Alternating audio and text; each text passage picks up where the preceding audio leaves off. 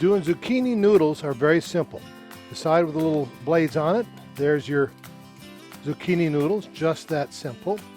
Now you take the tool, you turn it over, the side that both sides are the same on, that's how you do your zucchini noodles. Very, very simple. Now, if you ever get confused, if you wanted this and you got this, turn it over. If you wanted this and you got this, turn it over. It's that simple. There's nothing difficult about it. You see, this one's getting a little small. It's hard to hold on to.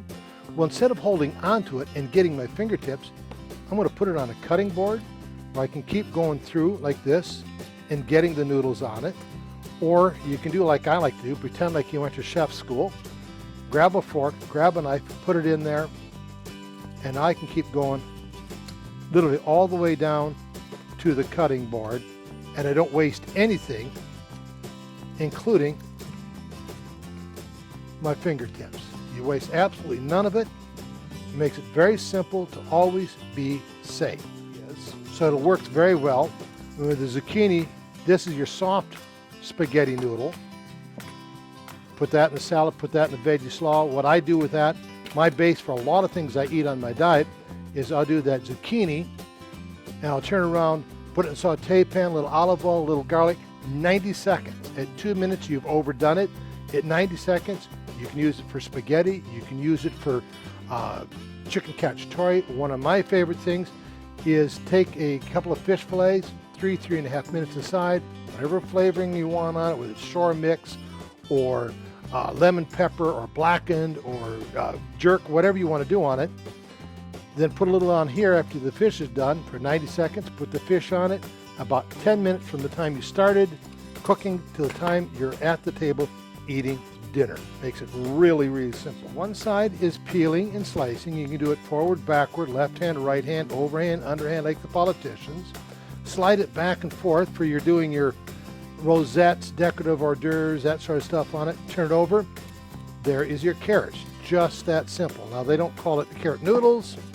They call it julienne, but there's your julienne noodles. Just that simple. Zucchini and carrots are both considered fairly soft in the world of produce. Butternut is definitely not soft. Your butternut's about as hard as you can get and still make it edible. You can peel it just this easy. You take the tool, you turn it over, there's your butternut noodles. Now I can take these noodles and toss them into a salad or a veggie slaw and eat them raw right now. Or my personal favorite, toss that into a saute pan with a little olive oil, a little garlic. That'll be hot and ready to eat in 2 or 3 minutes instead of the hour or two it takes to bake a butternut. Now, if you like an al dente spaghetti noodle instead of the soft one like you do with your zucchini, instead of doing this for 2 or 3 minutes, keep in that saute pan for 4 or 5 minutes. Now you've got all kinds of good things you can do with a spaghetti noodle with your butternut.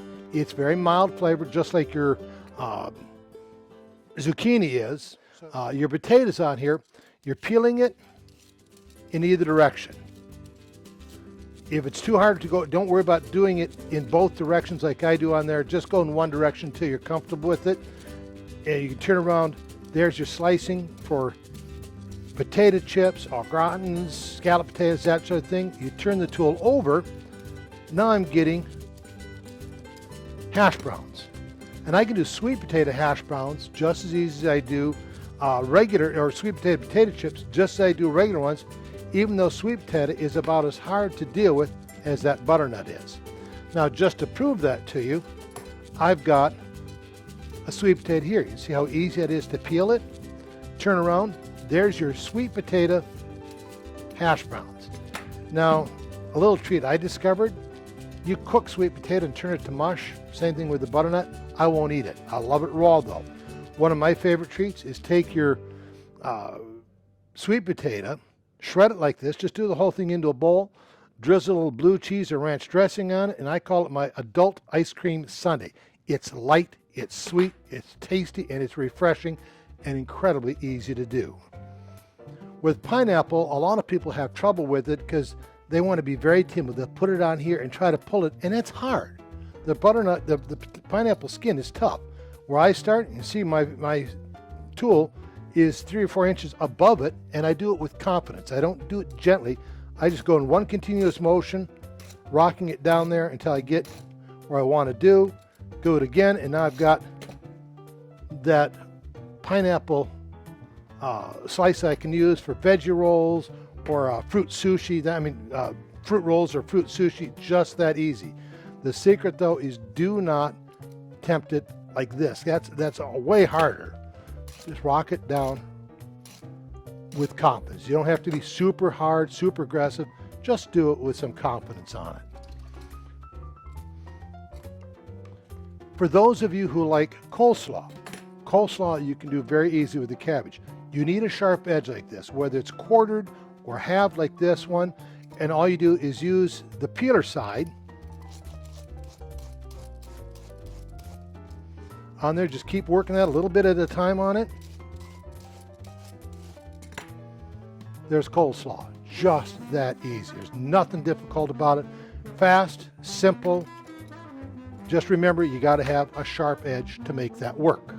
With this, you can do your slices, just that simple, for sandwiches or snacks. Turn the tool over. There's your shredding. This is Swiss cheese, so it's a little bit tougher. There's your shredding. There we go. Shred it right into your salad, right into your chili, right into the saute pan, right wherever you want. Just that simple.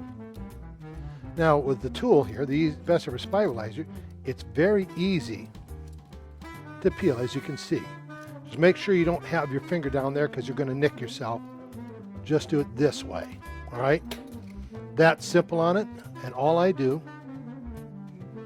is just pass that over the top, and I don't get anything on it. No extra on it, and I don't care how soft that is, I can peel it. If you've ever done raw ginger, when you do ginger, it's a pain in the neck to work with because it can be very fibrous. But with this, it's very easy to do, all right? What I always do is I will peel just a little bit at the end. I don't want to peel all of it because you don't eat more than just a little bit at a time. Just peel a little bit on it. You take a piece the size of a quarter, anywhere from a dime to up to a quarter, eat it raw. It'll break all that sludge, all that stuff in your gut, and you get rid of it over time on it. Ginger raw is one of the superfoods among superfoods, and this way it's very, very easy to do. Now, a lot of the shows that I do, I have a decorative rosettes on the table from the cucumber. A lot of people say, how do you do that? It's very simple. Cut one end off, take either your potato eye tool or your pineapple eye tool, and just do that all the way down, all the way around. Most cucumbers, it's 5 or 6 little strips on that. The strips that I'm cutting out here, I can use on an hors d'oeuvre tray or a veggie tray. And then I get one more here. Now you see I've cut all the way around on that. Get a knife out, simply cut those, and as they fall away, you can see what I'm doing. I'm creating nice little rosettes. It takes about a minute for an entire cucumber on it. You put that on the tray, and people think you worked for hours to make it look good. It's just that simple.